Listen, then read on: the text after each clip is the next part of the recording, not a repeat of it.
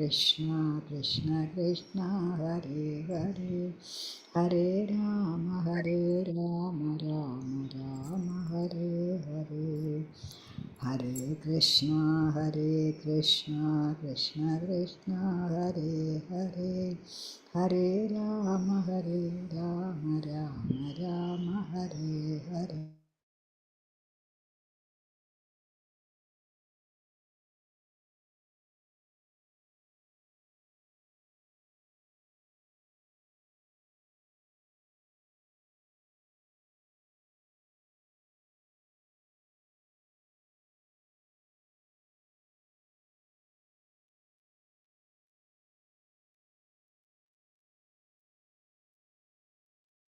Hare Krishna. വിശുദ്ധ മന്ത്രി സ്വാമിന്റെ ശ്രീമത്പാദത്തിലേക്ക് സ്വാഗതം. തസ്മൈ ശ്രീ ഗുരുവേ നമഃ. ശ്രീ ചൈതന്യമനോഭീഷ്ടം സ്ഥാപിതം ഭൂതലേ സ്വയം രൂപകഥാമഖ്യം ദദാതി സുധാന്തി വന്ദേ ശ്രീ ഗുരു ശ്രീയുതാപദകമലം. ശ്രീ ഗുരു വൈഷ്ണവാംശ ശ്രീരൂപം സകചാതം സഗണരഘുനാഥാനിതം തം സജീവം സാദ്വൈതം സാവധൂതം പരിജന സഹിതം കൃഷ്ണ ചൈതന്യദേവ ശ്രീരാധാ കൃഷ്ണ പരമാം സഗണലളിതാം ശ്രീ വിശാഖാനിതാം. ഹേ കൃഷ്ണ കരുണാ സിന്ധു ദീനബന്ധു ചക്രവർത്തി ഗോപേശ രാധാകാന്ത ഭക്തകാഞ്ചന ഗൗരാംഗി ശ്രീരാധേ വൃന്ദാവനേശ്വരി വൃഷഭാനുസുതേ ദേവി പ്രണമാമി ഹരിപ്രിയ. വാഞ്ചാകൽപതരൂപശാകൃപാസിന്ധുഭ്യർച്ചാപതിദാനം ഭാവനേഭ്യോ വിഷ്ണുവേഭ്യോ നമോ നമഃ. പഞ്ചതത്വാത്മകം കൃഷ്ണം ഭക്തരൂപാസുരൂപകം ഭക്താവതാരം ഭക്താഖ്യാ നമാമി ഭക്തശക്തിം. നിത്യാനന്ദമഹനവമി സർവാനന്ദകരം പരം ഹരിനാമപ്രദം ദേവം അവധൂത ശിരോമണി. നമോ മഹാവതന്യായ കൃഷ്ണ പ്രേമപ്രദായ ദേ കൃഷ്ണായ കൃഷ്ണ ചൈതന്യ നാംനേ ഗൗരതിഷേ നമഃ. നമോ വിഷ്ണുപാദായ കൃഷ്ണപൃഷ്ഠായ ഭൂതലേ ശ്രീമതേ ഭക്തിവേദാന്ത സ്വാമിനിധി നാമിനി നമസ്തേ സാരസ്വതേ ദേവി ഗൗരവാണി പ്രചാരണേ നിർവിശേഷ ശൂന്യവാദി പാശ്ചാത്യദേശധാരിണി. ജയ ശ്രീകൃഷ്ണ ചൈതന്യ പ്രഭു നിത്യാനന്ദ ശ്രീ അദ്വൈത ഗദാധര ശ്രീവാസാദി ഗൗരഭക്തവൃന്ദ.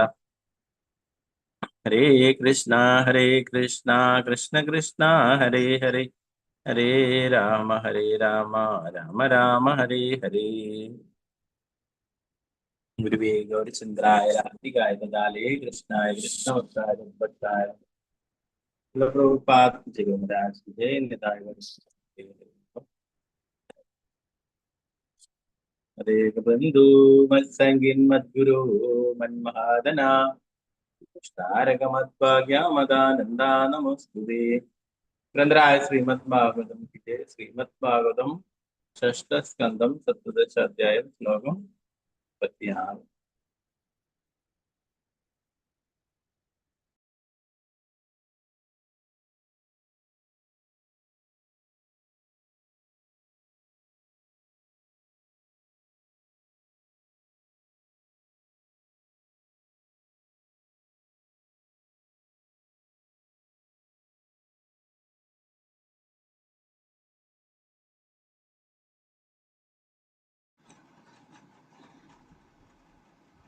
മാതാജി സ്ക്രീനിൽ കാണല്ലേ? ഹരേ കൃഷ്ണ.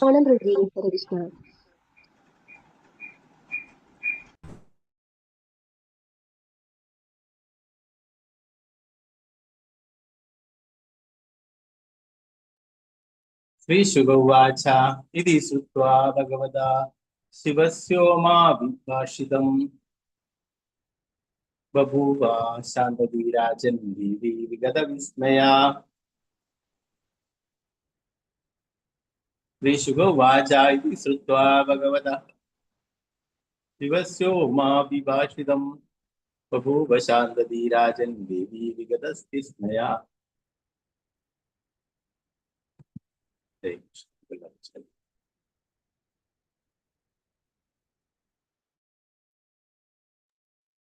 ഓം നമോ ഭഗവതേ വാസുദേവായ.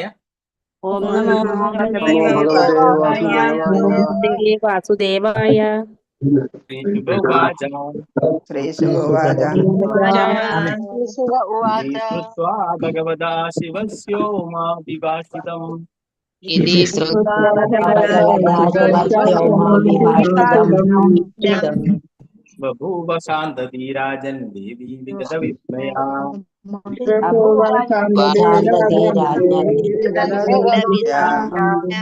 विस्मया उवाच उवाच इति श्रुत्वा भगवता शिवस्योमाभिभाषितम् इति श्रुत्वा भगवता शिवस्योमाभिभाषितम् बभूव शान्तधीराजन् देवी विगतविस्मया शान्तधीराजन् देवी विगतविस्मया। हरे कृष्ण प्रभुजी कृष्ण प्रभुजी।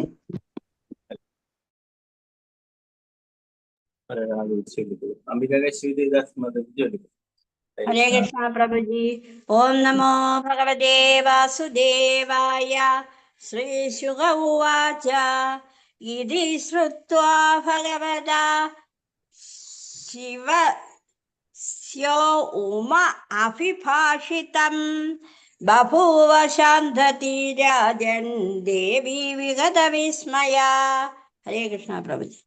हरे कृष्ण आदिशाम देवदास माता हरे कृष्ण। हरे कृष्ण प्रभुजी। ओम नमो भगवते वासुदेवाय। श्रीशुक उवाच इति श्रुत्वा भगवता शिवस्योमाभिभाषितं बभूव शान्तधीराजन् देवी विगतविस्मया। हरे कृष्ण प्रभुजी। हरे कृष्ण विद्यानंद माता जी हरे कृष्ण। हरे कृष्ण प्रभुजी। ओम नमो भगवते वासुदेवाय। श्रीशुक उवाच इति श्रुत्वा भगवता शिवसोमाभिभाषितं बहुव शान्तधीराजन् देवी विगतविस्मया। हरे कृष्ण प्रभुजी। हरे कृष्ण रामचंद्र प्रभु हरे कृष्ण प्रभु। हरे कृष्ण प्रभु जी। ओम नमो भगवते वासुदेवाय। श्रीशुक उवाच इति श्रुत्वा भगवतः शिवस्योमाभिभाषितं बभूव शान्तधीराजन् देवी विगतविस्मया। हरे कृष्ण प्रभु जी। हरे कृष्ण सीताराम माता जी हरे कृष्ण प्रभुजी। कृष्ण।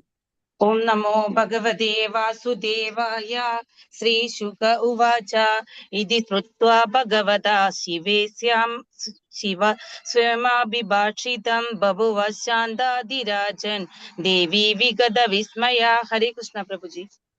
हरे कृष्ण पद्मकुमारी माता जी हरे कृष्ण प्रभुजे। कृष्ण। ओम नमो भगवते वासुदेवाय। श्रीशुक उवाच इति श्रुत्वा भगवतः शिवस्वाम्याभिभाषितं बभूव शान्तधीराजन् देवी विगतविस्मया। हरे कृष्ण प्रभु। हरे कृष्ण राजी माता जी कृष्ण प्रभुजी। ओम नमो भगवते वासुदेवाय। श्रीशुक उवाच इति श्रुत्वा भगवतः शिवस्योमाभिभाषितं बभूव शान्तधीराजन् देवी विगतविस्मया। हरे कृष्ण प्रभुजी। हरे कृष्ण कृष्णा माता जी हरे कृष्ण प्रभु जी। ओम नमो भगवते वासुदेवाय। श्रीशुक उवाच इति श्रुत्वा भगवता शिवसोमाभिभाषितं बभूव शान्तधीराजन् देवी विगतविस्मया। हरे कृष्ण। हरे कृष्ण रंगमणि माता जी हरे कृष्ण प्रभुजी। ओम नमो भगवते वासुदेवाय। श्रीशुक उवाच इति श्रुत्वा भगवतः शिवस्योमाभिभाषितं बभूव शान्तधीराजन् देवी विगतविस्मया। हरे कृष्ण। हरे कृष्ण उषा नायर माता जी हरे कृष्ण प्रभुजे। हरे कृष्ण। कृष्ण ओम नमो भगवते वासुदेवाय। श्रीशुक उवाच इति श्रुत्वा भगवता शिवस्योमाभिभाषितं बभूव शान्तधीराजन् देवी विगतविस्मया। हरे कृष्ण प्रभुजी। हरे कृष्ण निर्मला माता जी हरे कृष्ण। हरे कृष्ण प्रभु जी। ओम नमो भगवते वासुदेवाय। श्रीशुक उवाच इति श्रुत्वा भगवता शिवसोमाभिभाषितं बभूव शान्तती राजन् देवी विगतविस्मया। हरे कृष्ण प्रभु जी। हरे कृष्ण प्रभु जी। ओम नमो भगवते वासुदेवाय। श्रीशुकोवाच इति श्रुत्वा भगवता शिव सोमाभिभाषितं बभूव शान्तधीराजन् देवी विगतविस्मया। हरे कृष्ण। हरे कृष्ण। सलाम माता जी। हरे कृष्ण। हरे कृष्णा प्रभु जी। ओम नमो भगवते वासुदेवाय। श्रीशुक उवाच इति श्रुत्वा भगवता शिवस्योमाभिभाषितं बभूव शान्तधीराजन् देवी विगतविस्मया। हरे कृष्णा प्रभु जी। हरे कृष्ण। माता जी। हरे कृष्ण प्रभु जी। ओम नमो भगवते वासुदेवाय। श्रीशुक उवाच इति श्रुत्वा भगवता शिवस्योमाभिभाषितं बभूव शान्तधीराजन् देवी विगतविस्मया। हरे कृष्ण। हरे कृष्ण माता जी। हरे कृष्ण प्रभु जी। ओम नमो भगवते वासुदेवाय। श्रीशुक उवाच इति श्रुत्वा भगवता शिवस्य उमाभिभाषितं बभूव शान्तधीराजन् देवी विगतविस्मया। हरे कृष्ण प्रभु जी। हरे कृष्ण माता जी। हरे कृष्ण प्रभु जी। ओम नमो भगवते वासुदेवाय। श्रीशुक उवाच इति श्रुत्वा भगवता शिवस्योमाभिभाषितं बभूव शान्तधीराजन् देवी विगतविस्मया। हरे कृष्ण प्रभु जी। माता जी। हरे कृष्ण प्रभु जी। ओम नमो भगवते वासुदेवाय। श्रीशुक उवाच इति श्रुत्वा भगवता शिव सोमाभिभाषितं बभूव शान्तधीराजन् देवी विगतविस्मया। हरे कृष्ण प्रभु जी। हरे कृष्ण। अनिता माता जी। हरे कृष्ण। हरे कृष्णा प्रभु जी। ओम नमो भगवते वासुदेवाय। श्रीशुक उवाच इति श्रुत्वा भगवता शिवस्योमाभिभाषितं बभूव शान्तधीराजन् देवी विगतविस्मया। हरे कृष्णा प्रभु जी। हरे कृष्ण। മറ്റുള്ളവർക്ക് അടുത്ത ശ്ലോകമല്ല.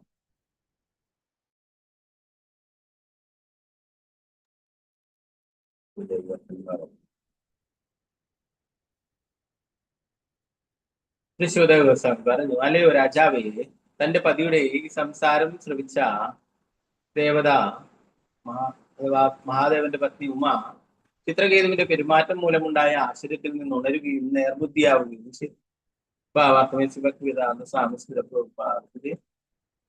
ശാന്തദിഹി എന്ന വാക്കിന്റെ അർത്ഥം സ്വീയ പൂർവ്വ സ്വഭാവ സ്മൃത്യ എന്നാണെന്ന് ശ്രീലവിശ്വനാഥ പിതാക്കുറ അഭിപ്രായം. ചിത്രകേതുവിനെ ശപിച്ച തന്റെ ആദ്യത്തെ പെരുമാറ്റം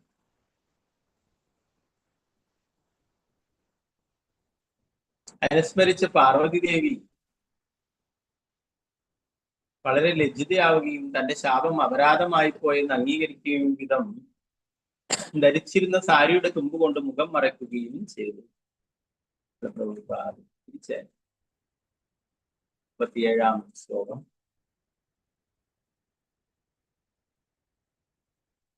ഓം നമോ ഭഗവതേ വാസുദേവായ. ഇദം ഭാഗവതോ ദേവ്യഃ പ്രതീശപ്തു മലന്ദമാ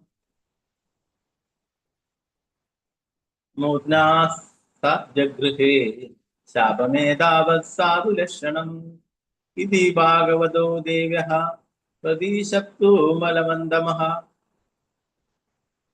നൂത്നാ സ ജഗൃഹേ ശാപമേതാവത് സാധു ലക്ഷണം. ഹരേ കൃഷ്ണ. നേരത്തെ ചൊല്ലാം. വിജയശ്രീ മാതാജി. ഹരേ കൃഷ്ണ. हरे कृष्णा प्रभु जी प्रणाम। ओम नमो भगवते वासुदेवाय इति भागवतो देव्या प्रतिशब्दो अलन्दमः मूर्धना सा जगृहे शाप मेधावत् साधु लक्षणम्। हरे कृष्णा प्रभु जी। हरे कृष्ण. सावित्री माताजी. ഹരേ കൃഷ്ണ പ്രഭുജി. പ്രണാമം പ്രഭുജി. ഓം നമോ ഭഗവതേ വാസുദേവായ. ഇതി ഭാഗവതോ ദേവ്യാ പ്രതിശപ്തും അലന്തമഃ മൂർധ്നാ സാജഗൃഹേ ശാപമേധാവസാധു ലക്ഷണം. ഹരേ കൃഷ്ണ പ്രഭുജി. ഹരേ കൃഷ്ണ. വത്സലഗോപാലൻ മാധവജി. ഹരേ കൃഷ്ണ പ്രഭുജി. ഹരേ കൃഷ്ണ. ഓം നമോ ഭഗവതേ വാസുദേവായ.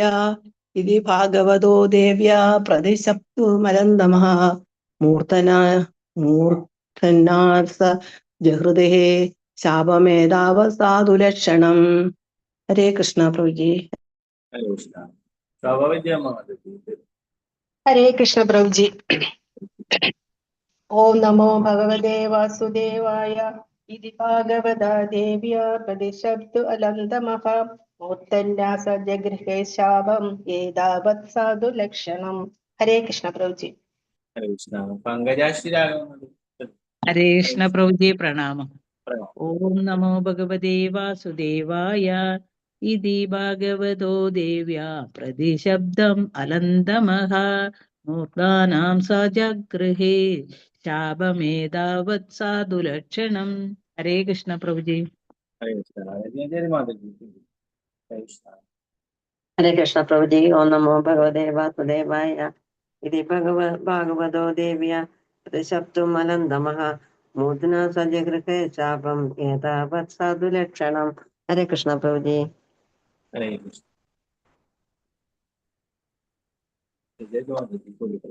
ഹരേ കൃഷ്ണ. ഹരേ കൃഷ്ണ പ്രഭുജി. ഹരേ കൃഷ്ണ പ്രഭുജി. ഓം നമോ ഭഗവതേ വാസുദേവായ. ഇതി ഭാഗവതോ ദിവ്യാഃ പ്രതിശബ്ദമുമലന്തമഃ മൂർധ്നാ സജഗൃഹേ ശാപമേവാവത് സാധു ലക്ഷണം. ഹരേ കൃഷ്ണ പ്രഭുജി. ഹരേ കൃഷ്ണ. ഓക്കെ, മറ്റുള്ളവർക്ക്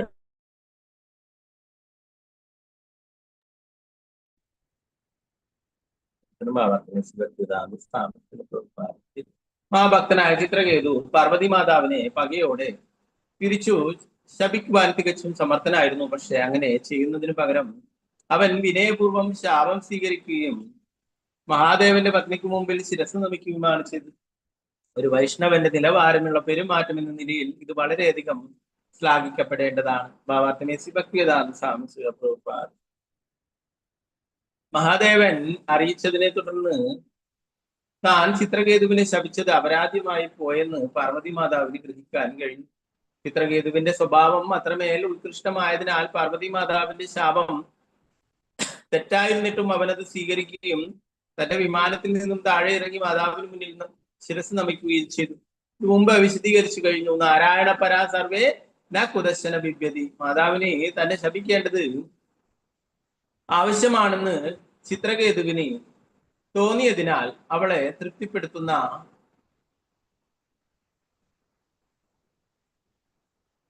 തൃപ്തിപ്പെടുത്തുന്നതിന് വേണ്ടി താല്പര്യത്തോടെ അത് സ്വീകരിക്കുവാൻ അവന് കഴിഞ്ഞു. ഇതിനെയാണ് സാധു ലക്ഷണം, ഒരു സാധുവിന്റെ ഭക്തന്റെ ലക്ഷണം എന്ന് പറയുന്നത്. ശ്രീ ചൈതന്യ മഹാപ്രഭു വിശദീകരിച്ചിട്ടുള്ളത് പോലെ തൃണാതപി സുനീചേന തരോരപി സഹിഷ്ണുന. ഒരു ഭക്തൻ എല്ലായ്പ്പോഴും വളരെ വിനീതനും സൗമ്യനുമായിരിക്കുകയും മറ്റുള്ളവർക്ക് വിശേഷിച്ചും മേലധികാരികൾക്ക് ആദരങ്ങൾ അർപ്പിക്കുകയും ചെയ്യണം. പരമതിയോത്ത കൃഷ്ണനായ ഭഗവാനാൽ ഉയർത്തപ്പെടുന്നതിനാൽ ഭക്തൻ എപ്പോഴും ശക്തിപൂർണനാണ്. പക്ഷേ ഒരു ഭക്തൻ തന്റെ ശക്തി അനാവശ്യമായി പ്രകടിപ്പിക്കുവാൻ ആഗ്രഹിക്കുന്നില്ല. എങ്ങനെ തന്നെയായാലും അല്പബുദ്ധിയായ ഒരു വ്യക്തിക്ക് കുറെ ശക്തി ലഭിച്ചാൽ അവനത് ഇന്ദ്രിയ സുഖത്തിന് വേണ്ടി ഉപയോഗിക്കുവാൻ ആഗ്രഹിക്കുന്നു. ഇതൊരു ഭക്തന്റെ സ്വഭാവമല്ല. 38ാമത്തെ ശ്ലോകം. ഓം നമോ ഭഗവതേ വാസുദേവായ.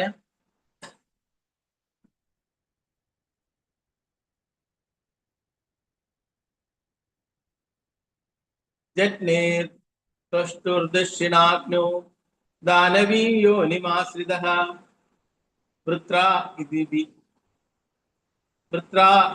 ഇദ്യവിഖ്യാതോ ജ്ഞാനവിജ്ഞാന സംയുതഃ.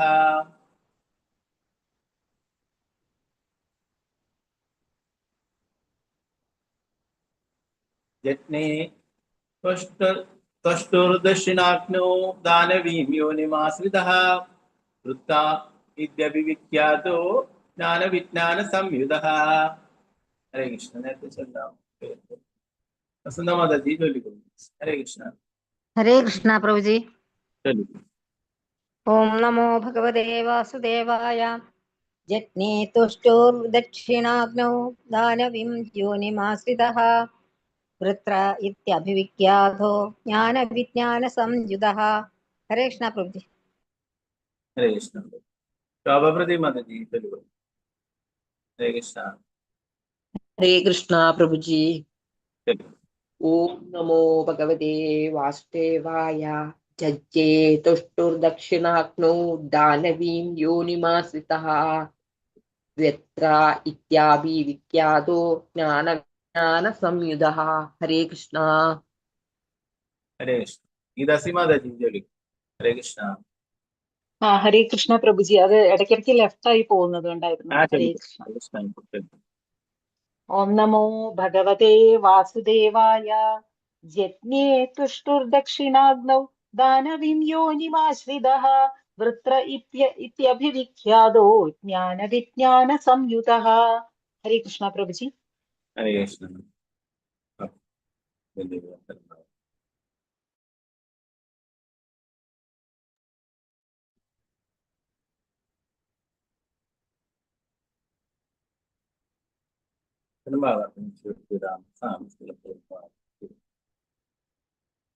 ദുർഗാമാതാവിനാൽ അഥവാ ഭവാനിയാൽ മഹാദേവന്റെ പത്നിയാൽ ശപിക്കപ്പെട്ട അതേ ചിത്രകേതു അസുരവർഗത്തിൽ ജന്മം സ്വീകരിച്ചു.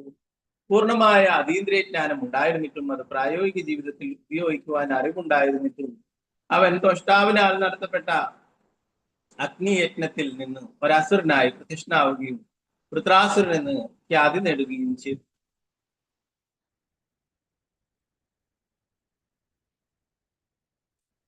ഭാവാർത്ഥമേ ഭക്തിവേദാന്ത സ്വാമി ശ്രീല പ്രഭുപാദ.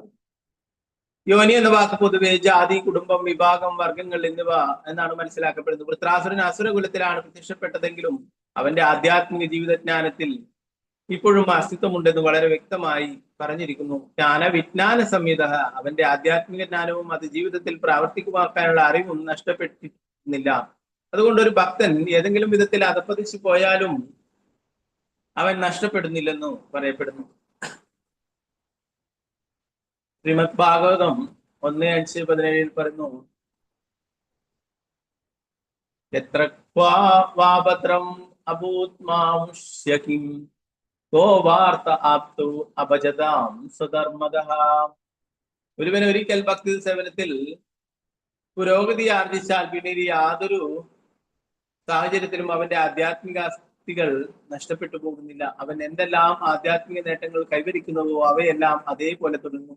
ഭഗവത്ഗീതയിലും സ്ഥിരീകരിച്ചിട്ടുണ്ട്. ഒരു ഭക്തി യോഗിക്ക് പതനം സംഭവിച്ചാൽ പോലും അവൻ അടുത്ത ജീവിതത്തിൽ ഒരു ധനിക കുടുംബത്തിൽ അല്ലെങ്കിൽ ഒരു ബ്രാഹ്മണ കുടുംബത്തിൽ ജനിക്കുകയും മുമ്പ് നിർത്തിയിരുന്ന അതേ ബിന്ദുവിൽ നിന്ന് തന്നെ ഭക്തിത സേവനം പുനരാരംഭിക്കാൻ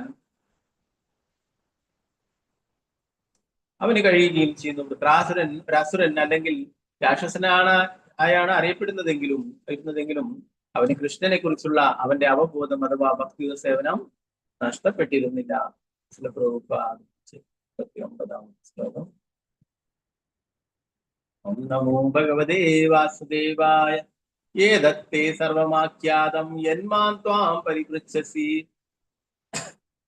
വൃത്തസ്യാസുരജ്ഞാതസ്യ കാരണം ഭഗവന്മതിഃ.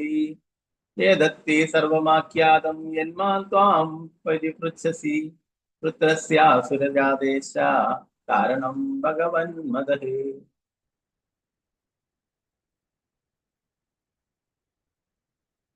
എന്റെ പ്രിയപ്പെട്ട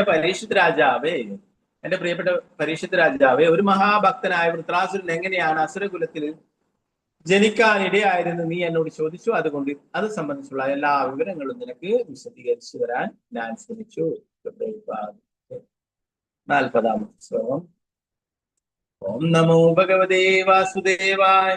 ഇതിഹാസമിമം പുണ്യം ചിത്രകേതോർമഹാത്മനഃ മാഹാത്മ്യം വിഷ്ണുഭക്താനാം ശ്രുത്വാ ബന്ധാത് വിമുച്യതേ. ഇതിഹാസമിമം പുണ്യം ചിത്രകേതോർമഹാത്മനഃ മാഹാത്മ്യം വിഷ്ണുഭക്താനാം ശ്രുത്വാ ബന്ധാത് വിമുച്യതേ. ഇതിന്റെ ശ്രുതിഫലം എന്നാണ് പറയുന്നത്. ഇത് കേൾക്കുന്നത് കൊണ്ടുള്ള ഗുണം പറയുന്നു.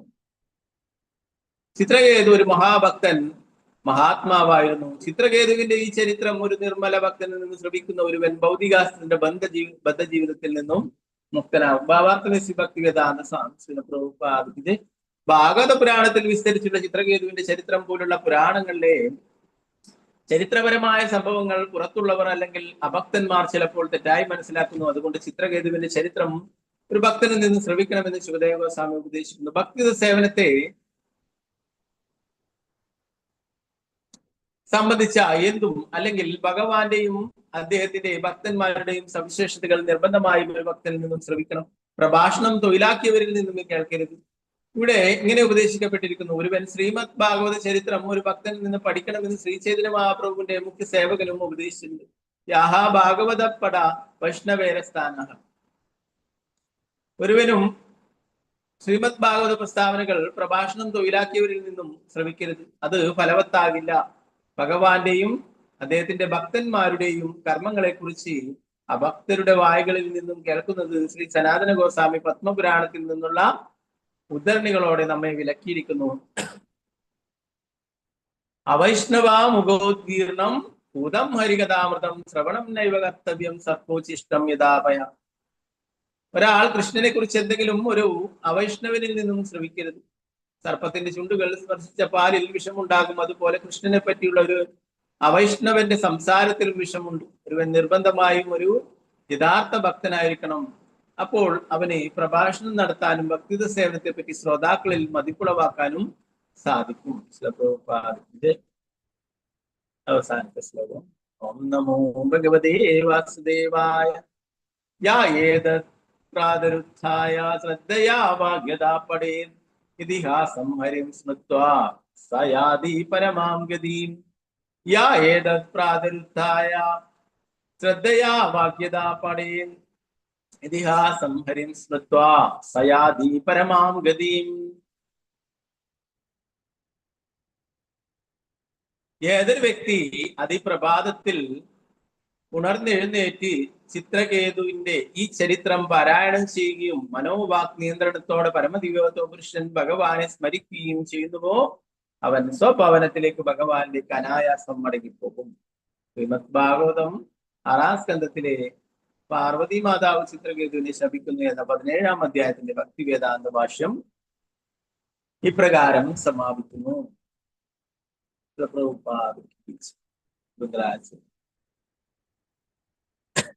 നാരായണ നമസ്കൃത്യ നരം ചൈവ നരോത്തമം ദേവീം സരസ്വതീം വ്യാസം തതോ ജയമുദ്രേ നഷ്ടപ്രായേഷ ഭദ്രേഷു നിത്യം ഭാഗവത സേവയാ ഭഗവതി ഉത്തമ ശ്ലോകേ ഭക്തിർഭവതി നൈഷ്ടകേ മൂകം കരോതി വാചാലം വങ്കും ലംഘയതി ഗിരിം യത്കൃപാതമഹം വന്ദേ ശ്രീഗുരു ദീനധാരിണം പരമാനന്ദമാധവം ശ്രീചൈതന്യീശ്വരം. നമോ വിഷ്ണുപാദായ കൃഷ്ണപൃഷ്ഠായ ഭൂതലേ ശ്രീമദേ ഭക്തിവേദാന്ത സ്വാമിനി നാമിനി നമസ്തേ സാരസ്വതീ ദേവി ഗൗരവാണി പ്രചാരിണേ നിർവിശേഷ ശൂന്യവാദി പാശ്ചാത്യദേശധാരിണേ. ജയ ശ്രീ കൃഷ്ണ ചൈതന്യ പ്രഭു നിത്യാനന്ദ ശ്രീ അദ്വൈത ഗദാധര ശ്രീവാസാദി ഗൗരഭക്തവൃന്ദ. ഹരേ കൃഷ്ണ കൃഷ്ണ കൃഷ്ണ ഹരേ ഹരേ ഹരേ രാമ രാമ രാമ ഹരേ ഹരേ. ഗുരുവേ ഗൗരചന്ദ്രായ രാധികായ തദാലേ കൃഷ്ണായ കൃഷ്ണഭക്തായ തദ്ഭക്തായ നമഃ. പ്രഭുപാദ് ഗിരി ഗുരു മഹാരാജ് की टाइगर प्रमाण हरे कृष्ण. നേരത്തെ മഹാദേവൻ പറഞ്ഞു കൊടുത്തു അല്ലെ, അവസാന ഭാഗങ്ങളിൽ നമ്മൾ കണ്ടു. കഴിഞ്ഞ ക്ലാസ്സിലെടുത്ത് ചിത്രകേതുവിന്റെ മഹാത്മ്യത്തെ കുറിച്ച് പറയുകയുണ്ടായി. ചിത്രകേതു അത്രയും ഭഗവാന് പ്രിയപ്പെട്ടവനാണ് അല്ലെ. അതുകൊണ്ട് ഞാനും അവനും ഒരു സുഹൃത്തിനെ പോലെയാണ്, ഞങ്ങൾ മിത്രങ്ങളാണ്. എന്നെ ആ ഒരു തമാശ രൂപത്തിൽ പറഞ്ഞതിന് ഇത്രയും വലിയൊരു ശിക്ഷ നൽകേണ്ടതുണ്ടായിരുന്നില്ല, ശാപം നൽകേണ്ടതുണ്ടായിരുന്നില്ല എന്ന് പാർവതി ദേവിയോട് പറയുകയുണ്ടായി മഹാദേവൻ. അത് പറഞ്ഞു വൈഷ്ണവരുടെ ക്രിയാമുദ്ര ഇന്നും മനസ്സിലാക്കുക പ്രയാസമാണ്. അവരെന്താണ് പ്രവർത്തിക്കുന്നത് എന്ന്, എന്താണ് ചെയ്യുന്നതെന്ന് നമുക്ക് നമ്മുടെ കുറഞ്ഞ ബുദ്ധിയിൽ മനസ്സിലാവില്ല എന്നാണ് പറയുന്നത്.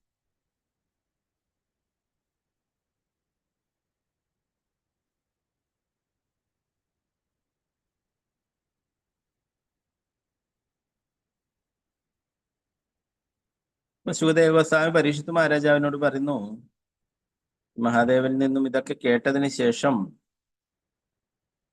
പാർവതി ദേവിക്ക് ഉണ്ടായ മാറ്റത്തെ കുറിച്ച് പറയുന്നു. ശുകദേവ ഗോസ്വാമി പറഞ്ഞു, അല്ലേ ഒരു രാജാവേ, തന്റെ പതിയുടെ ഈ സംസാരം ശ്രവിച്ച മഹാദേവന്റെ പത്നി ഉമ ചിത്രകേതുവിന്റെ പെരുമാറ്റം മൂലമുണ്ടായ ആശ്ചര്യത്തിൽ നിന്ന് ഉണരുകയും നേർബുദ്ധിയാവുകയും ചെയ്തു. മഹാദേവനിൽ നിന്നും ഇതൊക്കെ കേട്ടിട്ട് പാർവതി മാതാവിനും വിഷമം ഉണ്ടായി. അല്ലെ, ഞാൻ ഇത്രയൊന്നും ചെയ്യേണ്ടിയിരുന്നില്ല എന്നുള്ളത്. ആ ഒരു ആദ്യത്തെ ഒരു കോപത്തിൽ അങ്ങനെ പറഞ്ഞു. എന്നാൽ പിന്നീട് അതില് പശ്ചാത്തപിക്കുന്നു.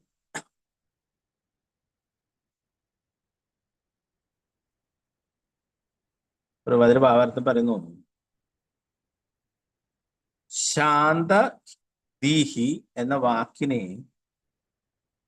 വിശ്വനാഥ ചക്രവർത്തി ഠാക്കൂർ പറയുന്നതിനെ കുറിച്ചിട്ട് പറയുന്നു അർത്ഥം സ്വീയ പൂർവ സ്വഭാവ സ്മൃത്യ എന്നാണെന്ന് പറയുന്നു. ചിത്രകേതുവിനെ ശപിച്ച തന്റെ ആദ്യത്തെ പെരുമാറ്റം അനുസ്മരിച്ച് പാർവതി ദേവി വളരെ ലജ്ജിതയാകും. തന്റെ ശാപം അപരാധമായി പോയെന്ന് അംഗീകരിക്കും വിധം ധരിച്ചിരുന്ന സാരിയുടെ തുമ്പ് കൊണ്ട് മുഖം മറയ്ക്കുകയും ചെയ്തു.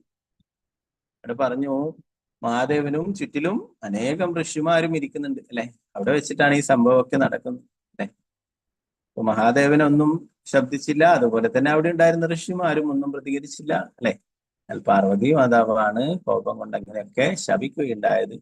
അതിൽ ലജ്ജിതയായി.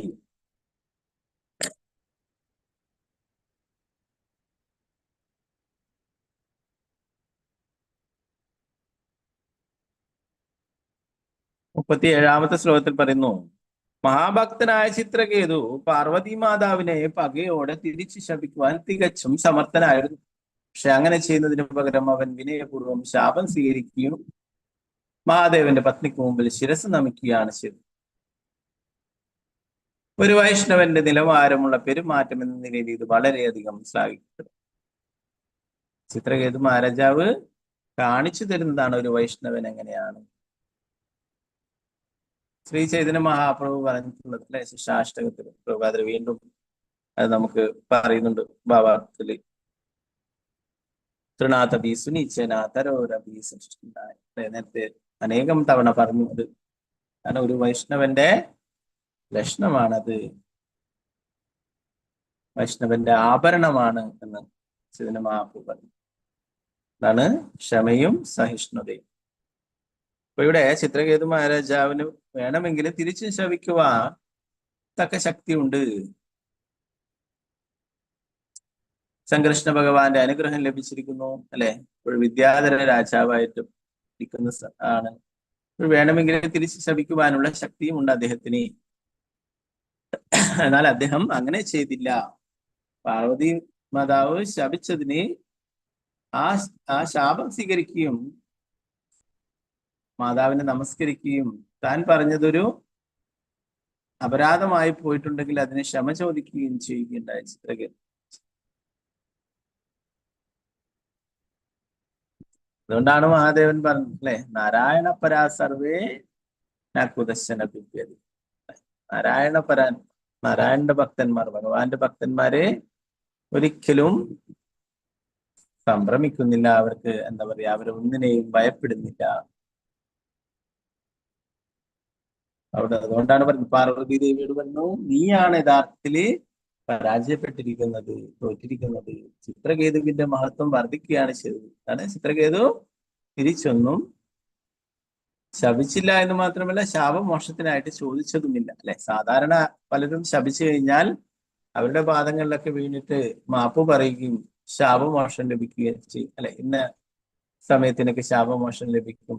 അല്ലെ, അങ്ങനെ ഓരോ ലീലയിലും കാണാനാണ് സാധിക്കും. അതിനൊന്നും ചിത്രകേതു തയ്യാറായില്ല. അല്ലെ, ചിത്രകേതു മനസ്സിലാക്കി, ഇതൊക്കെ എൻ്റെ പൂർവജന്മ കർമ്മഫലങ്ങളാണ്, ഇതെന്നെ ബാധിക്കുന്നതല്ല, അല്ലെ? അപ്പൊ അതുകൊണ്ട് തന്നെ എപ്പോഴും ഭഗവാനെ സ്തുതിച്ചുകൊണ്ടിരിക്കുന്നതാണ് വിദ്യാധരന്മാർ. അവര് ഭഗവാനെ എപ്പോഴും സ്തുതിച്ചുകൊണ്ടിരിക്കുന്നവരാണെന്ന് പറഞ്ഞു. അപ്പൊ അതുകൊണ്ട് തന്നെ അവർക്ക് ഇതൊന്നും ബാധിക്കുന്നതല്ല, സുഖം, ദുഃഖം, സന്തോഷം, സങ്കടം എന്നുള്ളത്.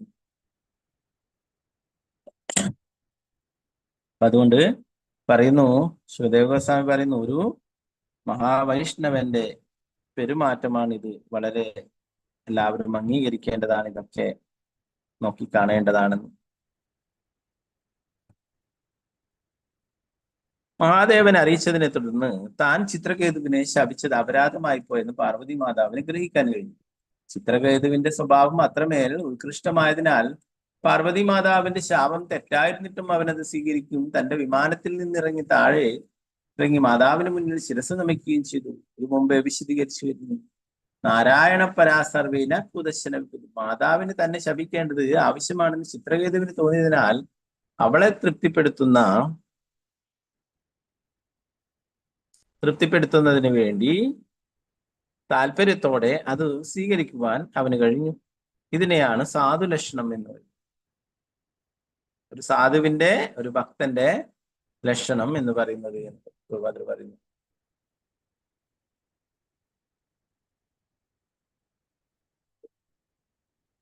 മഹാപ്രഭു വിശദീകരിച്ചിട്ടുള്ളതുപോലെ തൃണാതപി സുനിച്ചന തരോരപി സഹിഷ്ണു.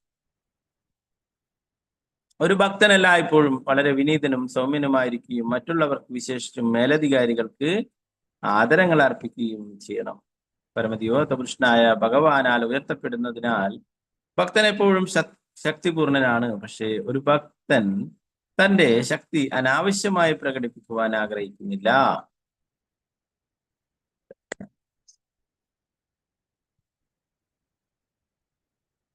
പറയുന്നത്, ഭഗവാന്റെ കാരുണ്യം കൊണ്ട് ഭക്തന്മാർക്ക് പലപ്പോഴും ശക്തി ഉണ്ടായിരിക്കാം, എന്നാൽ അത് മറ്റുള്ളവരെ കാണിക്കുന്നതിനായിട്ട് ഉപയോഗിക്കാറില്ല, അനാവശ്യമായിട്ട് ഉപയോഗിക്കാറില്ല. ഭഗവാന്റെ സേവനത്തിന് വേണ്ടിയിട്ട് നമുക്ക് നമ്മുടെ ശക്തിയും ബുദ്ധിയും ഇതൊക്കെ ഉപയോഗിക്കാം, അല്ലെ? മറ്റുള്ള അനാവശ്യ കാര്യങ്ങൾക്കായിട്ട് ഇതൊന്നും ഉപയോഗിക്കേണ്ടതായിട്ട്.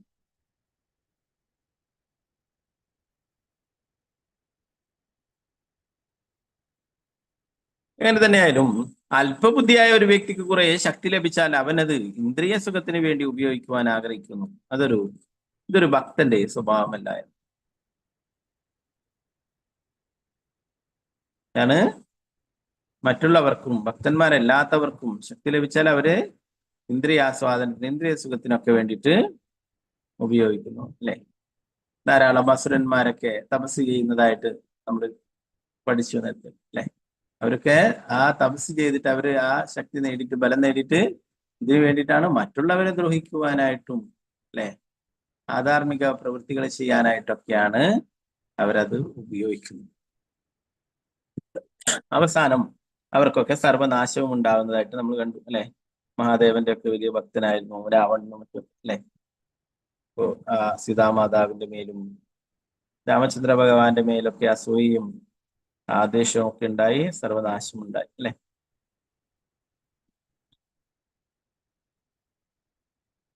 അപ്പൊ അടുത്തതായിട്ട് ചിത്രകേതു മഹാരാജാവ് വൃത്രാസുരനായി മാറിയതിനെ കുറിച്ചിട്ടാണ് പറയുന്നത്.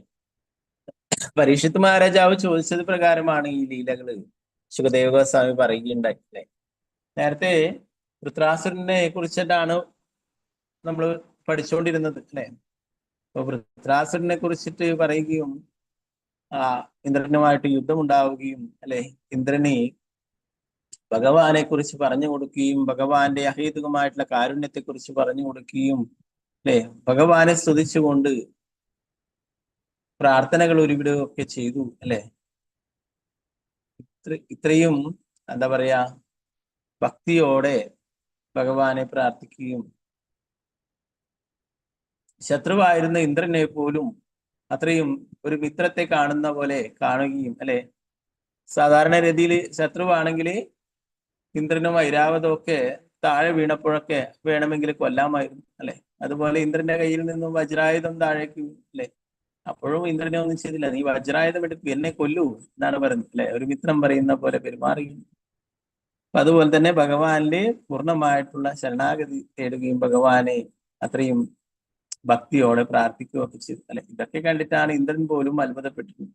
ഇന്ദ്രന് കൊല്ലാൻ മനസ്സ് വരുന്നില്ല. എങ്ങനെയാണ് ഞാനൊരു ഭക്തനെ കൊല്ലുക? എന്റെ ശത്രുവാണെങ്കിലും ഇവനൊരു ഭക്തനാണ്, ഡിവോട്ടിയാണ് അല്ലെ.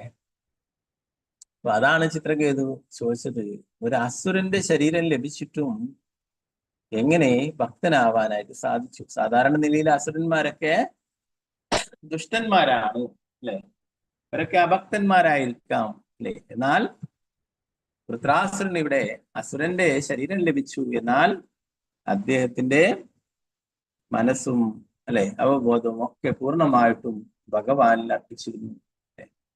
അതുകൊണ്ടാണ് ഇവിടെ പറയുന്നത്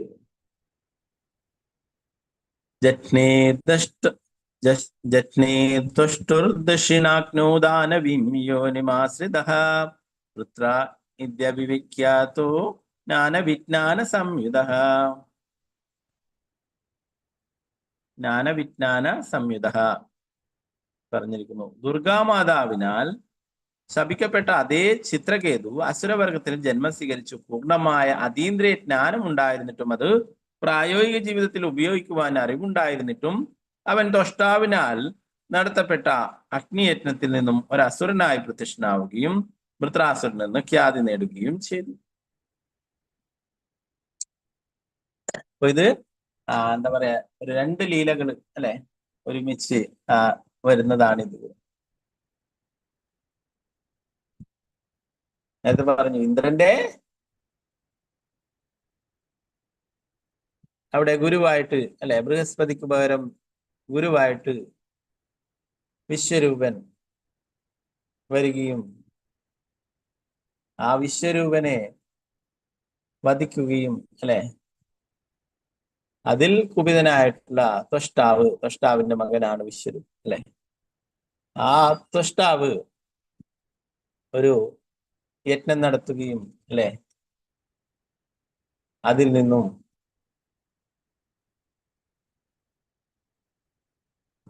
ഇന്ദ്രന് ശത്രുവായിട്ടുള്ള ഒരാൾ വരാനായിട്ട് പ്രാർത്ഥിക്കുകയും അല്ലെ, അല്ല ആ മന്ത്രം തെറ്റിയിട്ട്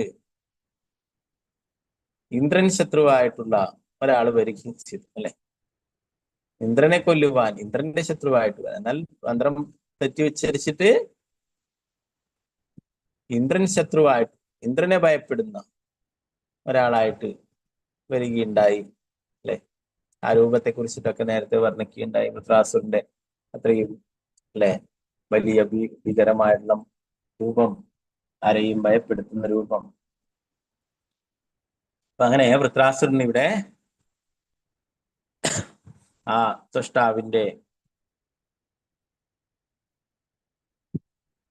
യജ്ഞകുണ്ഡത്തിൽ നിന്നും ഉണ്ടാവുകയുണ്ടായെന്ന് പറഞ്ഞു, പ്രത്യക്ഷനാവുകയുണ്ടായി. അപ്പൊ അദ്ദേഹത്തിന് പറയുന്നു ഈ ജന്മത്തിലും എല്ലാ അതീന്ദ്രജ്ഞാനവും എല്ലാം ഉണ്ടായിരുന്നു അല്ലെ. അതുകൊണ്ടാണ് ഭഗവാൻ ഇങ്ങനെയുള്ള പ്രാർത്ഥനകൾ എന്താണ് ഈ വൃത്രാസുരൻ ഇപ്പോഴും നമ്മൾ പഠിച്ചു അല്ലെ, ചിത്രകേതു അത്രയും ഭഗവാന് പ്രിയപ്പെട്ട ഭക്തനായിരുന്നു അല്ലെ. ചെറിയൊരു അഹങ്കാരം ഉണ്ടായി, അതിന്റെ ഫലമായിട്ട് ഇങ്ങനെ സംഭവിക്കുകയുണ്ടായി. അപ്പൊ എങ്കിലും അത് നേരത്തെ പറഞ്ഞു അല്ലെ, ഇതൊരു അനുഗ്രഹമാണ്. പാർവതി മാതാവിന്റെ ശാപം ഒരു അനുഗ്രഹമാണ്. അതുകൊണ്ട് എന്താണ് വൃത്രാസുരന്റെ ആ ഈ ജന്മത്തിൽ തന്നെ തിരിച്ച് ഭഗവാന്റെ അടുത്തേക്ക് പോവാനായിട്ട് അദ്ദേഹത്തിന് സാധിച്ചു.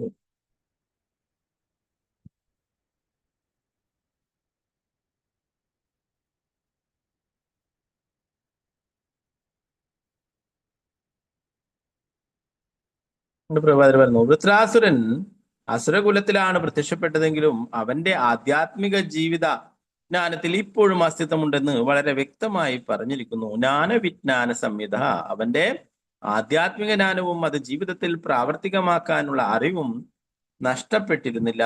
അതുകൊണ്ട് ഒരു ഭക്തൻ ഏതെങ്കിലും വിധത്തിൽ അധപ്പതിച്ചു പോയാലും അവൻ നഷ്ടപ്പെടുന്നില്ലെന്ന് പറയപ്പെടുന്നു. ഭാഗവതത്തിൽ നിന്നുള്ള കാര്യം പ്രഭാതർ എടുക്കുന്നു. ഒരുവൻ ഒരിക്കൽ ഭക്തി സേവനത്തിൽ പുരോഗതി ആർജിച്ചാൽ പിന്നീട് യാതൊരു സാഹചര്യത്തിലും അവന്റെ ആധ്യാത്മിക ആസ്തികൾ നഷ്ടപ്പെട്ടു പോകുന്നില്ല. അവൻ എന്തെല്ലാം ആധ്യാത്മിക നേട്ടങ്ങൾ കൈവരിക്കുന്നുവോ അവയെല്ലാം അതേപോലെ തുടരുന്നു. ഭഗവത്ഗീതയിലും സ്ഥിരീകരിച്ചു അല്ലെ, ഭഗവത്ഗീതയിലും പറയുന്നു വിക്രമനാശോസ്തി പ്രത്യവായോന വിദ്യതേ സ്വല്പം അഭ്യസ്യ ധർമ്മസ്യാത്രായതീമ. നമ്മൾ ചെയ്തിട്ടുള്ള അല്പമെങ്കിലും അല്ലെ ഭക്തി സേവനങ്ങൾ അത് നമ്മളെ മഹാഭയങ്ങളിൽ നിന്നും രക്ഷ നൽകുന്നു അല്ലെ. ഇവിടെ ചിത്രകേതു മഹാരാജാവായിട്ടുള്ള ഈ ജന്മത്തില് ധാരാളം ഭക്തി സേവനങ്ങൾ അനുഷ്ഠിച്ചിരുന്നു അല്ലെ. സംഘർഷണ ഭഗവാനെ നേരിൽ കണ്ട് അനുഗ്രഹങ്ങളിൽ ലഭിച്ചിട്ടുള്ളതാണ്. അപ്പോ ഇതൊക്കെ കൊണ്ട് തന്നെ അസുരന്റെ ജന്മമായിട്ടും അദ്ദേഹത്തിനൊരു ഭക്തന്റെ നിലവാരത്തിൽ തുടരാനായിട്ട് സാധിച്ചു. അതുപോലെ ഭക്തന്റെ അല്ലെ പ്രാർത്ഥനകൾ അർപ്പിക്കുവാനായിട്ട് സാധിച്ചു. ഒരിക്കലും ഈ ആധ്യാത്മികമായിട്ട് നമ്മൾ ചെയ്യുന്ന കാര്യങ്ങളൊന്നും ഒരിക്കലും ഒരു നഷ്ടമായിട്ട് പോവില്ല എന്ന് പ്രഭുപാദരും പറഞ്ഞു. മറ്റെന്തെല്ലാം നേടിയാലും നീ അടുത്ത ജന്മം വീണ്ടും ആദ്യം മുതലേ തുടങ്ങണം അല്ലെ. എന്നാൽ നമ്മൾ എത്രമാത്രം ഭക്തി സേവനങ്ങൾ അനുഷ്ഠിച്ചിട്ടുണ്ടോ, ഇനി അഥവാ ഈ കൃഷ്ണാവബോധം മുഴുമിപ്പിക്കുവാൻ സാധിച്ചില്ലെങ്കിലും എന്താണ്, ശ്രീമദ് ഭഗവത്ഗീതയിൽ നമ്മൾ പഠിച്ചു അല്ലെ, ഒരു ഭക്തി യോഗിക്ക് പതനം സംഭവിച്ചാൽ പോലും അവൻ അടുത്ത ജീവിതത്തിൽ ഒരു ധനിക കുടുംബത്തിൽ അല്ലെങ്കിൽ ബ്രാഹ്മണ കുടുംബത്തിൽ ജനിക്കുകയും മുമ്പ് നിർത്തിയിരുന്ന അതേ ബിന്ദുവിൽ നിന്ന് തന്നെ ഭക്തിയുത സേവനം പുനരാരംഭിക്കുവാൻ അവന് കഴിയുകയും ചെയ്യും. ശുചിനാം ശ്രീമതാംഗെ നമ്മൾ നേരത്തെ ഭഗവത്ഗീതയിൽ പഠിച്ചു അല്ലെ. അഥവാ എന്തെങ്കിലും പതനം സംഭവിച്ചു പോയാലും വീണ്ടും ഭഗവാൻ അവർക്ക് അവസരം നൽകുന്നു. ഒരു ബ്രാഹ്മണ കുടുംബത്തിലോ ഒരു വൈഷ്ണവ കുടുംബത്തിലോ ഒരു ധനിക കുടുംബത്തിലോ ജനിക്കുവാനും ഭക്തിയുത സേവനങ്ങള് തുടരുവാനും അവസരം നൽകുന്നു. അത് വിചാരിച്ചിട്ട് നമ്മൾ ഈ ജന്മം ഇങ്ങനെ പോട്ടെ, ഇനി അടുത്ത ജന്മം ഭഗവാൻ ഒരു ചാൻസ് കൂടി തരും അല്ല അല്ലെ. ഒന്നും ഉറപ്പില്ല അല്ലെ. എത്രയോ ആൾക്കാർക്ക് ധനികന്റെ കുടുംബത്തിലൊക്കെ ജനിക്കുന്നു, വൈഷ്ണവ കുടുംബത്തിൽ ജനിക്കുന്നു, ബ്രാഹ്മണ കുടുംബത്തില് ജനിക്കുന്നു. എന്നാൽ അവരെ ആ അവസരം മിസ്യൂസ് ചെയ്യുന്നു, പാഴാക്കുന്നു. ഭഗവാൻ എന്തിനാണ് ഇങ്ങനെ ഒരു ജന്മം തന്നിട്ടുള്ളത്? കഴിഞ്ഞ ജന്മം വളരെ കഷ്ടപ്പെട്ട് ഭക്തിയുത സേവനങ്ങളൊന്നും പൂർത്തീകരിക്കാൻ കഴിഞ്ഞില്ല. അതുകൊണ്ട് ഇവൻ ഈ ഒരു ജന്മം ഒരു ബ്രാഹ്മണന്റെ കുടുംബത്തിൽ അല്ലെ ഒരു വൈഷ്ണവന്റെ കുടുംബത്തിൽ അല്ലെങ്കിൽ ഒരു ധനികന്റെ കുടുംബത്തിൽ ജന്മം നൽകാം. അങ്ങനെയെങ്കിലും ഈ ജന്മം അവൻ കൃഷ്ണാവബോധം മുഴുമിപ്പിക്കട്ടെ എന്ന് വിചാരിച്ചിട്ടാണ് ഭഗവാൻ ചാൻസ് തരുന്നത് അല്ലെ. എന്നാൽ എന്താ ചെയ്യാ, സമ്പന്ന കുടുംബത്തിൽ ജനിച്ചാല് മായയുടെ സ്വാധീനത്തിന് അടിമപ്പെട്ടിട്ട് ആ ജന്മവും തൊലച്ചു കളയാൻ ചാൻസ് ഉണ്ട് അല്ലെ. മായ അത്രയും ശക്തമാണ്. മായ എപ്പോഴും പിന്തുടർന്നുകൊണ്ടിരിക്കും അല്ലെ. ചൈതന്യ ചരിതാമൃതത്തിലെ മധ്യലീലയിലാണ് കാലകൃഷ്ണദാസിനെ കുറിച്ചിട്ട് പറഞ്ഞു. ശ്രീ ചൈതന്യ മഹാപ്രഭു ദക്ഷിണ ഭാരതം സന്ദർശിക്കുമ്പോ ആരും ഇല്ലാതെ ഞാൻ ഒറ്റയ്ക്ക് പോകാം, എന്റെ ബ്രദറിനെയും കണ്ടുപിടിക്കണം എന്നൊക്കെ പറഞ്ഞിട്ടാണ് മഹാപ്രഭു പുറപ്പെടുക. എന്നാൽ എല്ലാവരും നിർബന്ധിക്കുകയും അങ്ങനെ ഒരു വ്യക്തിയെ, എന്നാൽ ആരെങ്കിലും ഒരാൾ വന്നോട്ടെ എന്ന് പറയും. അങ്ങനെ ഒരു വ്യക്തി വരികയും ചെയ്തു, കാലകൃഷ്ണദാസ്. അദ്ദേഹം സൗത്ത് ഇന്ത്യനാണ്, അദ്ദേഹത്തിന് സൗത്ത് ഇന്ത്യൻ ഭാഷകളൊക്കെ അറിയാം. അതുകൊണ്ട് ഞാൻ വരാമെന്ന് പറഞ്ഞിട്ട് അദ്ദേഹം വരികയുണ്ട്. മഹാപ്രഭുവിന് സേവനങ്ങളൊക്കെ ചെയ്തിട്ടു അല്ലെ. മഹാപ്രഭു ആരാണ്? ഭഗവാൻ തന്നെയാണ് അല്ലെ. ഭഗവാന്റെ കൂടെ ഭഗവാന്റെ സേവനങ്ങളൊക്കെ ചെയ്തു. അപ്പൊ അങ്ങനെ ആ ഒരു വിഭാഗം ആൾക്കാരുമായിട്ട് ബന്ധമുണ്ടാവുകയും അവര് എന്താ പറയാ ശിവന്റെ ഒക്കെ പൂജകളൊക്കെ ചെയ്യുന്ന അങ്ങനെയുള്ള കുറച്ച് അങ്ങനെയുള്ള തരത്തിലുള്ള പൂജകളൊക്കെ ചെയ്യുന്നവരും എന്തൊക്കെയോ സിദ്ധിയൊക്കെ പ്രകടിപ്പിക്കുക അങ്ങനെയുള്ള ഒരു തരക്കാരായിരുന്നു. എന്താ ഒരു ഭട്ടതിരി വിഭാഗം അങ്ങനെ എന്തോ, ഇപ്പോഴുള്ള ഭട്ടതിരിയല്ല, അതങ്ങനെ ഒരു വിഭാഗമാണെന്ന് തോന്നുന്നു, അങ്ങനെ ഒരു പേരെന്തോ പറഞ്ഞു. അപ്പോ അവരുടെ ഇതിലൊക്കെ ആ കെണിയിൽ പെടുകയും അവര് എന്താണ് അങ്ങനെയുള്ള ആൾക്കാരൊക്കെ ബ്രാഹ്മണരൊക്കെ അങ്ങനെ വശത്താക്കാനായിട്ട് അങ്ങനെയുള്ള സ്ത്രീകളെയൊക്കെ അവർക്ക് നൽകുകയും അങ്ങനെയുള്ള കാര്യങ്ങളൊക്കെ ചെയ്യുന്നു. ആ ഒരു കെണിയിൽ പെട്ടുപോവുകയും എന്താണ്, ഭഗവാന്റെ കൂടെയായിരുന്നു, ഭഗവാന്റെ കൂടെ സേവനങ്ങൾ ചെയ്തു, ഭഗവാന് നേരിട്ട് സേവനങ്ങൾ, മഹാപ്രഭുവിന് നേരിട്ട് സേവനങ്ങൾ ചെയ്തു. ആ മഹാപ്രഭുവിന്റെ കൂടെ ഉറങ്ങിക്കിടക്കുന്നിടക്കുന്ന മഹാപ്രഭു ഉറങ്ങുമ്പോൾ എഴുന്നേറ്റ് പോവുകയും പിന്നീട് മഹാപ്രഭു അദ്ദേഹത്തെ വിലക്കുകയുണ്ടായി. മറ്റു ഭക്തന്മാരോടൊക്കെ പറയുന്നു, നിത്യാനന്ദ പ്രഭുവിനോടും മറ്റവരോടൊക്കെ തിരിച്ച് ജഗന്നാഥപുരിയിൽ എത്തിയതിനു ശേഷം പറയുന്നു, ഇവനെ ഇനി എനിക്ക് കാണണ്ട ഒരിക്കലും എന്ന് പറയും. അപ്പൊ എന്നാൽ വൈഷ്ണവര് മറ്റുള്ളവരൊക്കെ നിത്യാനന്ദ പ്രഭു മറ്റുള്ള ഭക്തന്മാരൊക്കെ അദ്ദേഹത്തിനെ അങ്ങനെ വെറുത്തില്ല, അദ്ദേഹത്തിനെ ഓട് കാരുണ്യം കാണിച്ചു. അപ്പോ അത്രയും മായ അത്രയും ശക്തമാണെന്ന് പറയുന്നത്. അപ്പൊ അതുകൊണ്ട് ഇനി ഒരു അവസരം കിട്ടട്ടെ, ഈ ജന്മം ഇങ്ങനെയൊക്കെ പോട്ടെ, കുറച്ചൊക്കെ ചെയ്ത് കുറച്ചൊക്കെ അങ്ങനെ പോവാം, ബാക്കി ഇനി അടുത്ത ജന്മം ചെയ്യാന്ന് വെച്ച് കഴിഞ്ഞാല് അതിന് ഭഗവാൻ അവസരം തരും. എന്നാൽ നമ്മൾ അത് ശരിയായ രീതിയിൽ ഉപയോഗിക്കുക എന്ന് യാതൊരു ഗ്യാരണ്ടിയില്ല, അല്ലെ?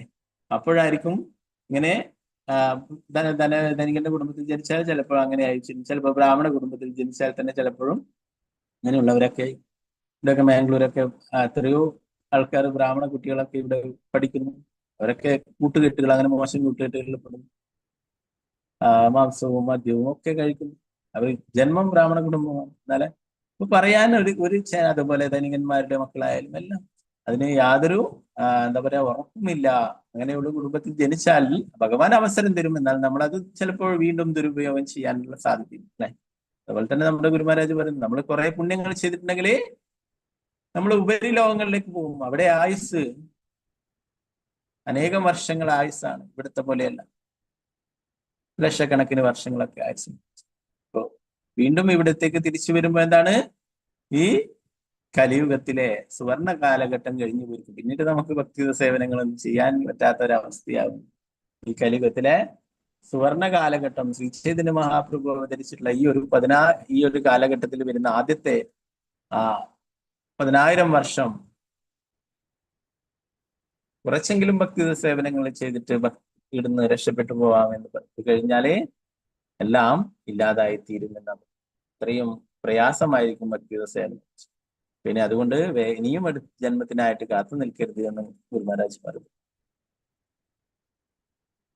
ഓക്കെ, ഭഗവത്ഗീത അങ്ങനെ പറയുന്നുണ്ട്. സംഭവിച്ചാൽ വീണ്ടും ധനിക കുടുംബത്തിൽ അല്ലെങ്കിൽ ബ്രാഹ്മണ കുടുംബത്തിൽ ജനിക്കുകയും മുമ്പ് നിർത്തിയിരുന്ന അതേ ബിന്ദുവിൽ നിന്ന് തന്നെ ഭക്തിയുത സേവനം പുനരാരംഭിക്കുവാൻ അവന് കഴിയുകയും ചെയ്യുന്നു. വൃത്രാസുരൻ ഒരു അസുരൻ അല്ലെങ്കിൽ രാക്ഷസനായാണ് അറിയപ്പെട്ടിരുന്നെങ്കിലും അവന് കൃഷ്ണനെ കുറിച്ചുള്ള അവന്റെ അവബോധം അഥവാ ഭക്തിയുത സേവനം നഷ്ടപ്പെട്ടിരുന്നില്ല. അതാണ് ഭഗവാന്റെ ഹേതുകമായിട്ടുള്ള കാരുണ്യം. ഈ അസുരന്റെ ജന്മം ലഭിച്ചിട്ടും കഴിഞ്ഞ ജന്മം അർപ്പിച്ചിട്ടുള്ള പ്രാർത്ഥനകളും ഭഗവാനെ ഓർക്കുവാനായിട്ടുള്ള കഴിവുമൊക്കെ ഭഗവാൻ നൽകിയിട്ടുണ്ടായി, അല്ലെ? ധാരാളം ലീലകളിൽ നോക്കിയാൽ നമുക്ക് കാണാം. ഗജേന്ദ്രൻ ആനയുടെ ശരീരം ലഭിച്ചു, അല്ലെ? അതിലും ഭഗവാനെ പ്രാർത്ഥിക്കുന്നു. ഓ ഭഗവാനെ ഒരു താമരപ്പൂവെടുത്ത് സമർപ്പിക്കും. അങ്ങനെ ഓരോരോ ലീലകൾ നോക്കിയാലും അതിലൊക്കെ ഭഗവാൻ അവരോട് കാരുണ്യം കാണിക്കുന്നു, അല്ലെ? ഭഗവാൻ ഭഗവത്ഗീതയിൽ പറയുന്നു, അല്ലെ? നമേ ഭക്ത കൗന്ദേയ പ്രതിജാനഹി നമേ ഭക്തം, എന്റെ ഭക്തനെ ഒരിക്കലും നാശമില്ല ഉറക്കെ പ്രഖ്യാപിച്ചുകൊള്ളു, അല്ലെ? അത് തന്നെയാണ് ഇവിടെ ചിത്രകേതുവിന് ഒരിക്കലും നാശമില്ല. ചിത്രകേതുവിന് അസുരന്റെ ജന്മം കിട്ടി, അതിലും ഭഗവാനെ കുറിച്ച് സ്തുതിക്കുവാനും ഭഗവാന് പ്രാർത്ഥനകൾ അർപ്പിക്കുവാനും, അല്ലെ? എത്ര മനോഹരമായിട്ടുള്ള പ്രാർത്ഥനകളാണ്. നമ്മൾ എത്രയോ പ്രാർത്ഥനകൾ പഠിച്ചു, അല്ലെ? എന്നാൽ ഇത്രയും ലളിതമായിട്ട് ഇത്രയും ആത്മാർത്ഥമായിട്ട് പ്രാർത്ഥനകൾ അർപ്പിക്കുകയാണ് ക്ലാസ്. ഇത് വേണ്ടു, എനിക്ക് യാതൊന്നും വേണ്ട, അങ്ങയുടെ ദാസാനുദാസോ ഭവിദാസോ, അങ്ങയുടെ സേവനത്തിൽ ഏർപ്പെടണം. അഹം ഹരേ തവ പാദൈകമൂല ദാസാനുദാസോ ഭവിദാസ്മി ഭൂവി മനസ്മരേദാസുപതേർ ഗുണാംസ്തേ ഗൃണീത വാക്കർമ്മ കരോത് കായ, എന്റെ മനസ്സും വാക്കും ശരീരവും അങ്ങയുടെ സേവനത്തിൽ ഉൾപ്പെടുത്തണം. ഇത് മാത്രമാണ് അങ്ങയുടെ ദാസന്റെ ദാസനായിട്ട് ഭവിക്കണം. ഇത് മാത്രമാണ് എന്റെ ആഗ്രഹം, വേറെ ഒന്നും ആഗ്രഹമില്ല. അപ്പൊ എന്തുകൊണ്ടാണ് ഇത് കഴിഞ്ഞ ജന്മം പരീക്ഷിത് മഹാരാജാവ് ചോദിച്ചതാണ്, എന്താണ് ഇങ്ങനെ വൃത്രാസുരനായിട്ടും ഒരു അസുരനായിട്ടും ഒരു ഭക്തനായിട്ടും ഇങ്ങനെ പ്രാർത്ഥനകൾ അർപ്പിക്കുവാനും ഇതൊക്കെ എങ്ങനെ സാധിച്ചു എന്നുള്ളത്, അല്ലെ? അതിന് ഉത്തരമായിട്ടാണ് ഈ ചിത്രകേതു മഹാരാജാവിന്റെ ജന്മത്തെ കുറിച്ചിട്ടും ലീലകളെ കുറിച്ചിട്ടൊക്കെ ശിവദേവ ഗോസ്വാമി പറഞ്ഞു തരികയുണ്ടായിരുന്നു. അപ്പൊ ഇതിന്റെ ഫലശ്രുതി പറയുന്നു, എന്റെ പ്രിയപ്പെട്ട പരീക്ഷിത് രാജാവ്, ഒരു മഹാഭക്തനായ വൃത്രാസുരൻ എങ്ങനെയാണ് അസുരകുലത്തിൽ ജനിക്കാൻ ഇടയായതെന്ന് നീ എന്നോട് ചോദിച്ചു. അതുകൊണ്ട് അത് സംബന്ധിച്ചുള്ള എല്ലാ വിവരങ്ങളും നിനക്ക് വിശദീകരിച്ചിരുന്നു തരാൻ ഞാൻ ശ്രമിച്ചു. ചിത്രകേതു ഒരു മഹാഭക്തൻ, മഹാത്മാവായിരുന്നു ചിത്രകേതുവിന്റെ ഈ ചരിത്രം ഒരു നിർമ്മല ഭക്തനിൽ നിന്നും ശ്രവിക്കുന്ന ഒരുവൻ ഭൗതികാസ്ത്രത്തിന്റെ ബദ്ധജീവിതത്തിൽ നിന്നും മുക്തനാവും. അവിടെ പ്രഭുപാദർ ഭാവാർത്ഥം പറയുന്നു, ഇത് തൊഴിലാക്കിയിട്ടുള്ളവരുണ്ട്, ധനസമ്പാദനത്തിനായിട്ട് പ്രഭാഷണങ്ങൾ നടത്തുന്നുണ്ടവരുണ്ട്. അപ്പൊ അങ്ങനെയുള്ളവരിൽ നിന്നും ഇത് കേൾക്കരുത് എന്ന് പറയുന്നു. ഭഗവാന്റേതാണ് കഥകളൊക്കെ, എന്നാൽ അവരുടെ ഉദ്ദേശം ധനസമ്പാദനമാണ്. അപ്പൊ അങ്ങനെയുള്ളവരിൽ നിന്നും ഭഗവത്തിന്റെ ആ ലീലകൾ കേൾക്കരുത്, അത് ശരിയായ പ്രയോജനം ലഭിക്കില്ല.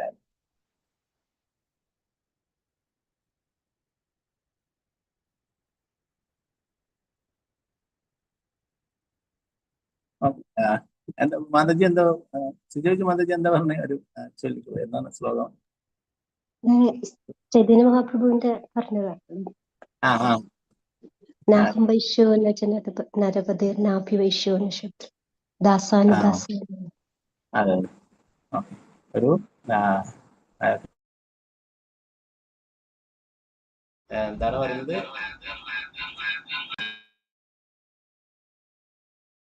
ഒരു ഭക്തനാണ്, ദാസന്റെ ദാസനാണ് എന്നുള്ളതാണ് ഒരാളുടെ യഥാർത്ഥമായിട്ടുള്ള ഇത്. ഞാനൊരു ബ്രാഹ്മണനല്ല, അല്ലെ, ഒരു സന്യാസിയല്ല, ഞാനൊരു ഭഗവാന്റെ ഭക്തനാണ്, ദാസാനുദാസൻ. ഓ അതിന് ധാരാളം ശ്ലോകങ്ങൾ നമുക്ക് കാണാം. നമ്മൾ നേരത്തെ മുകുന്ദമാല എടുത്തു, അതിലും പറയുന്നു അല്ലെ, ദാസന്റെ ദാസനാണ്. അങ്ങനെ അതാണ് യഥാർത്ഥത്തിൽ പറയാം, ഒരു ഞാനൊരു ഭഗവാന്റെ ഭക്തനാണ് എന്ന് പറയുന്നത് ഭഗവാന്റെ ഭക്തനാണ്. ഓക്കെ, അപ്പോ ഇതിന്റെ ഈ ശ്രീമദ് ഭാഗവത്തിന്റെ മഹാത്മ്യത്തെ കുറിച്ചിട്ട് പറയുന്നു. അത് ഓരോരോ ലീലകൾ ഇങ്ങനെ കാണാം അല്ലെ, ധാരാളം ലീലകൾ, നമ്മൾ ഓരോരോ ലീലകൾ വിളിക്കുന്നു. അതൊക്കെ അത്രയും മഹത്തരമായിട്ടുള്ളതാണ്. അത് നമ്മുടെ എല്ലാ പാപങ്ങളെയും ഇല്ലാതാക്കി തീർക്കുന്നു, ഈ ബദ്ധജീവിതത്തിൽ നിന്ന് മുക്തമാവുമെന്നാണ് പറയുന്നത്.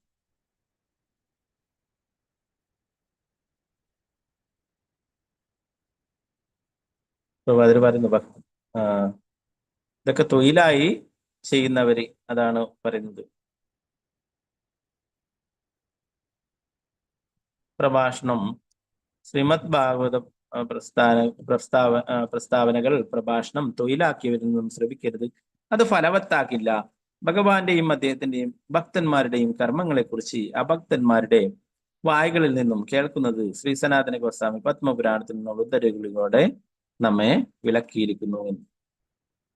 അവൈഷ്ണവ മുഖോദ്ഗീർണം ഭൂതം ഹരികഥാമൃതം ശ്രവണം നൈവ കർത്തവ്യം സർപ്പോച്ചിഷ്ടം യഥാഭയം. പാല് നല്ലത് തന്നെയാണ് അല്ലെ, അതില് സർപ്പം സ്പർശിച്ചു കഴിഞ്ഞാൽ അതില് വിഷം ഉണ്ടാവും അല്ലെ. പാല് നല്ലത് തന്നെയാണ്, അത് സർപ്പം സ്പർശിച്ചു കഴിഞ്ഞാൽ, ഒരു പാമ്പ് പാലില് സ്പർശിച്ചു കഴിഞ്ഞാൽ അതിലും വിഷമുണ്ടാവും അല്ലെ. അപ്പൊ അതുകൊണ്ട് തന്നെ ഭഗവാന്റെ സത്കഥകളൊക്കെ നല്ലത് തന്നെ, മനോഹരമായിട്ടുള്ളതാണ്. എന്നാൽ അത് പറയുന്നവരുടെ ഉദ്ദേശം ധനസമ്പാദനം മാത്രമായാൽ അതിന് ശരിയായ ഫലം ലഭിക്കില്ല അല്ലെ. എന്നാൽ എല്ലാവരെയും ഭഗവാന്റെ നാമം ജപിപ്പിക്കണം, ഭക്തി സേവനത്തിൽ ഏർപ്പെടുത്തണം എന്ന ഉദ്ദേശത്തോടെയാണെങ്കിൽ അത് ഫലം ലഭിക്കുകയും ചെയ്യും അല്ലെ. അതുകൊണ്ടാണ് ശ്രീല പ്രഭുപാദരുടെ ഭഗവത്ഗീത യഥാരൂപത്തിന് ഇത്രയും ഭക്തന്മാരെ ഉണ്ടാക്കാനായിട്ട് സാധിക്കും. ഭഗവത്ഗീതക്ക് 500-ലേറെ ഭാഷ്യങ്ങൾ എഴുതിയിട്ടുണ്ടെന്ന് പറയാം. ഓരോരോ സ്വാമിമാരും ഓരോ ആചാര്യന്മാരും പല ആൾക്കാരും അങ്ങനെ അതിനൊക്കെ എന്താ പറയാ വിവർത്തനമൊക്കെ എഴുതിയിട്ടുണ്ട്. എന്നാൽ അവർക്കൊന്നും ഇങ്ങനെ ഭക്തന്മാരെ ഉണ്ടാക്കാനായിട്ട് സാധിച്ചില്ല. എന്താണ് അവരുടെയൊക്കെ ഉദ്ദേശം? പുസ്തകങ്ങള് കൂടുതൽ ചെലവാക്കുക, അതിൽ നിന്നും ധനം ഉണ്ടാക്കുക, ഈ എഴുതിയ വ്യക്തി പ്രശസ്തനാവുക, ഇതൊക്കെയായിരുന്നു ഉദ്ദേശം. എന്നാൽ ശ്രീല പ്രഭുപാദരെ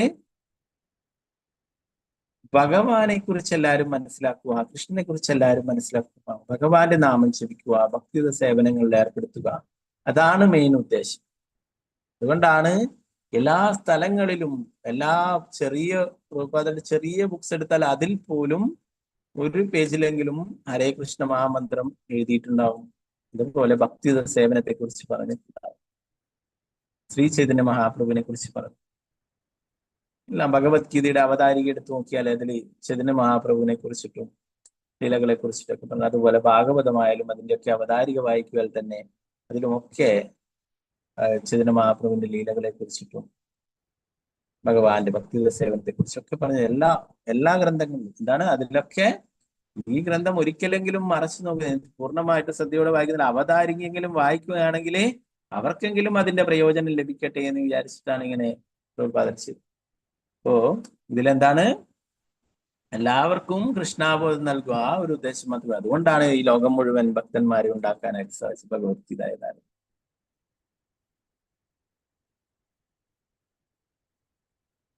സപ്താഹം അല്ലെ, നല്ല ആൾക്കാരും ഉണ്ട് സപ്താഹം നടത്തുന്നത്, നല്ല രീതിയിൽ കഥകളൊക്കെ പറയും.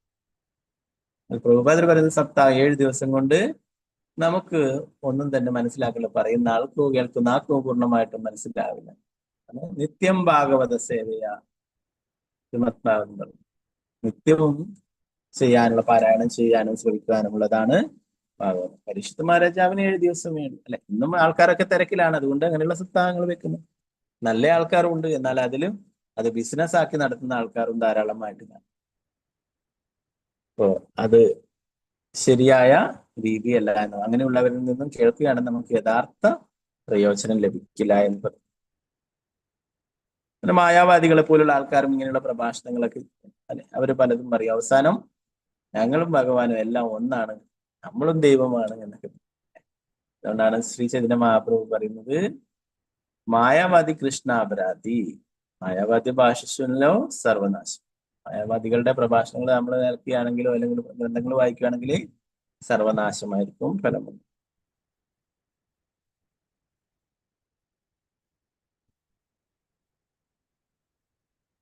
പറഞ്ഞു, ഏതൊരു വ്യക്തി അതിപ്രഭാതത്തിൽ ഉണർന്നെഴുന്നേറ്റ് ചിത്രകേതുവിന്റെ ഈ ചരിത്രം പാരായണം ചെയ്യുകയും മനോവാക് നിയന്ത്രണത്തോടെ പരമദിയോത പുരുഷൻ ഭഗവാനെ സ്മരിക്കുകയും ചെയ്യുന്നുവോ അവൻ സ്വഭവനത്തിലേക്ക് ഭഗവാനിലേക്ക് അനായാസം മടങ്ങിപ്പോകുമെന്ന്. ചിത്രകേതുവിന്റെ ലീലകളൊക്കെ ഇത് രാവിലെ എഴുന്നേറ്റിട്ട് അതിപ്രഭാതത്തിൽ എഴുന്നേറ്റിട്ട് പാരായണം ചെയ്യുവാനായിട്ട് പറയുന്നു. അതുപോലെ തന്നെ ഭഗവാനെ സ്മരിച്ചുകൊണ്ട്